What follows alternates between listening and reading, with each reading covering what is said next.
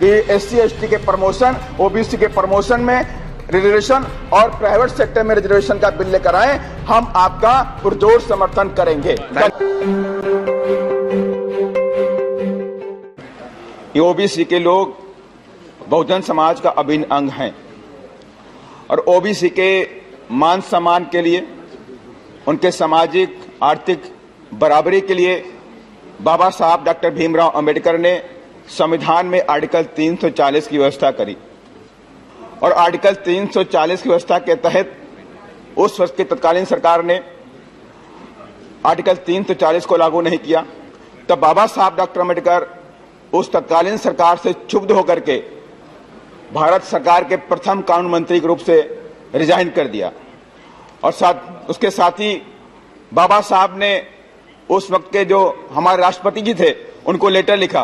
कि देश आजाद हो गया, 26 जनवरी 1950 को संविधान लागू हो गया, तो संविधान के अंदर जो व्यवस्था की गई है OBC के उत्थान के लिए आर्टिकल 340 की, उसको अभी तक लागू नहीं किया गया है। तब राष्ट्रपति जी के इंटरफेयर की वजह से उस वक्त काका कालेकर आयोग बनाया गया और काका कालेकर आयोग जब बना तो उसकी सिफारिशों को भी लागू नहीं किया गया और उसके बाद भी मंडल कमीशन बनाया गया, मंडल कमीशन की सिफारिश को भी लागू नहीं किया गया श्रीमान जी। और आप सब जानते हैं कि उस वक्त माननीय श्री कांशीराम साहब ने मंडल कमीशन की सिफारिश को लागू करने के लिए पूरे देश में धरना प्रदर्शन किया और यहां तक कि दिल्ली में बोट क्लब पर माननीय श्री कांशीराम साहब ने, माननीय बहन जी ने कई महीनों तक धरना और प्रदर्शन किया और यहां तक माननीय श्री कांशीराम साहब ने नारा भी दिया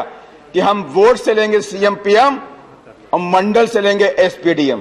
ये नारा माननीय श्री कांशीराम साहब ने उस वक्त दिया। इसलिए साथियों, माननीय श्री मानवर जी, मैं आपसे कहना चाहता हूं, जो ये बिल आया है और हमारी जो सोच है कि माननीय बहन जी और बहुजन समाज पार्टी की जो सोच है हमेशा OBC के उत्थान के लिए है। हम लोग हमेशा OBC के उत्थान के लिए, SC ST दबे कुचलों के उत्थान के लिए काम करते हैं और इसी सोच के परिणाम के स्वरूप उस वक्त भी जो सरकार बनी, माने BP सिंह जी की सरकार बनी, उनके सामने हमारी पार्टी ने अपनी शर्तों को रखा, उनको समर्थन की जरूरत थी, शर्तें रखी कि आप हमारे मंडल कमीशन सिफारिश को लागू कर दो और बाबा साहब को भारत रत्न आप हमको दे दीजिए श्रीमान जी। और उस वक्त BP सिंह जी ने आवश्यकता अनुसार हमारी बातों को माना और इस देश के अंदर मंडल सिफारिश की कमीशन को लागू किया और यहां तक कि बाबा साहब को भारत रत्न भी मिला। इसलिए हम इन परिणाम स्वरूप इन सब बातों को ध्यान में रखते हुए OBC के उत्थान के लिए हम इस बिल का बहुजन समाज पार्टी पुरजोर समर्थन करती है। साथियों, इसके साथियों, श्रीमान जी, एक विशेष बात मैं आपसे कहना चाहता हूं, छोटी सी बात है, लेकिन श्रीमान जी, उत्तर प्रदेश में ही सरकार आपकी है, भारतीय जनता पार्टी की सरकार है। 2 मार्च 2019 में एक विज्ञापन संख्या 49 में पोस्ट ग्रेजुएट और ग्रेजुएट महाविद्यालयों में प्राचार्य पदों हेतु कुल 290 पदों की वैकेंसी निकाली, लेकिन इसमें OBC ST लोगों को आरक्षण ही नहीं दिया गया। और इस विषय पर मैं चाहूंगा कि माननीय मंत्री जी इस पर जवाब दें। अगर आपकी मंशा इन कमजोर दबे कुचले लोगों को उत्थान के लिए है तो आप प्राइवेट सेक्टर में भी SC ST OBC के लोगों को रिजर्वेशन सुनिश्चित करें और साथ ही OBC के और SC ST एम्प्लॉइज को प्रमोशन में भी आरक्षण देने का काम करें। तब तो लगेगा आप रियल सही मायने में OBC दबे कुचले लोगों का भी आप उत्थान करना चाहते हैं।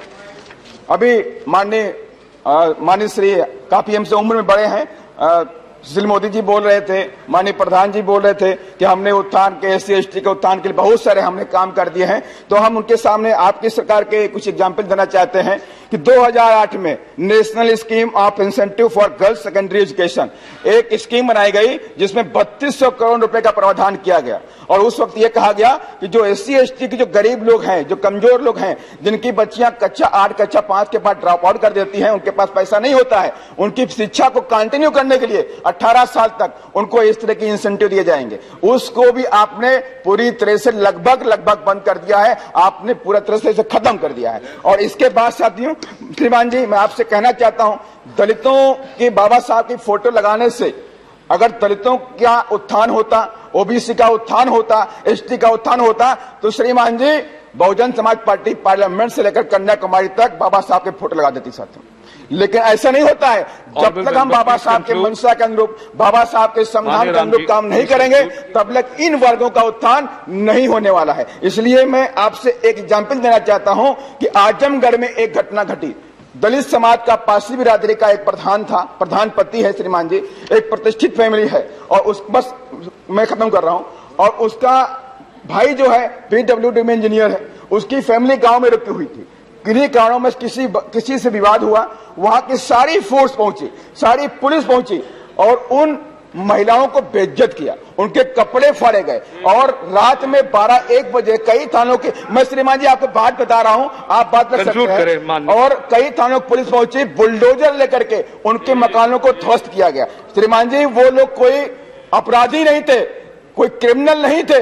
कोई डॉन माफिया नहीं थे, वो एक साधारण से प्रधान के पति थे, माने कि अपने गांव में प्रतिष्ठित लोग थे। साथ में अगल बगल में 5 और दलित परिवारों के भी मकान ध्वस्त कर दिए गए। इसलिए श्रीमान जी, इन सब बातों पर ध्यान रखिए, और मैं आपसे, आपके माध्यम से सरकार से आग्रह करता हूं कि SC/ST के प्रमोशन, OBC के प्रमोशन में रिजर्वेशन और प्राइवेट सेक्टर में रिजर्वेशन का बिल लेकर आए। हम आपका पुरजोर समर्थन करेंगे।